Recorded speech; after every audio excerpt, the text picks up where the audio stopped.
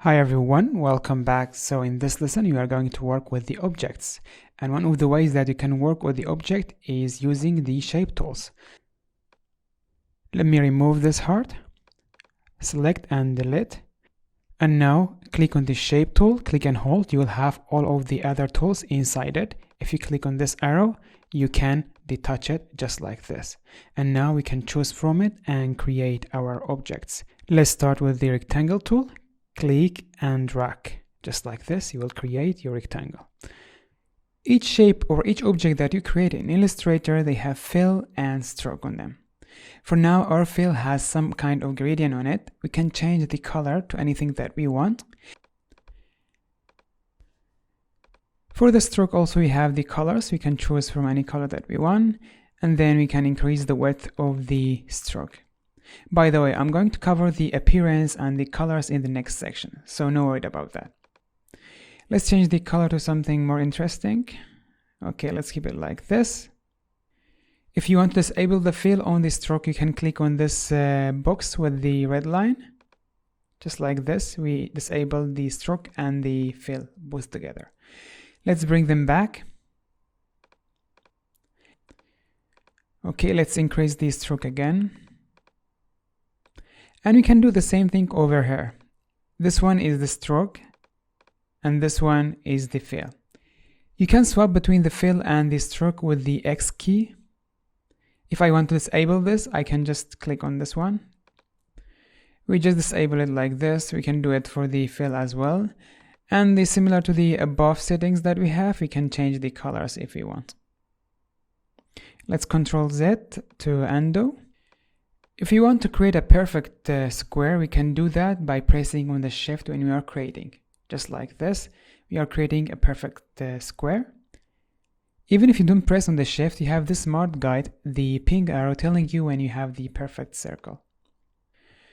Okay, when you want to move something, we have to click on this icon, which is the selection tool, and I will move it over here.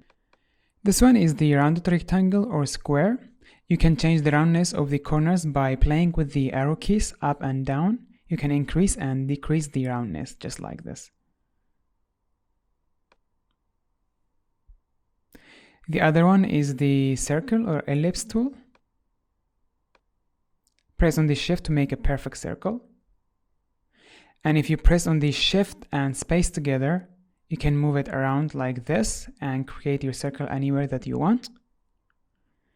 Let's make it a perfect circle and press on the V for the selection tool, move it over here. Then we have the polygon tool. We have the name of each tool over here. Now let's create this. You can change the number of the size of this polygon with the arrow keys up and down. You can increase and decrease just like this. Let's keep it like this. And press V to bring it over here. And then we have the star tool.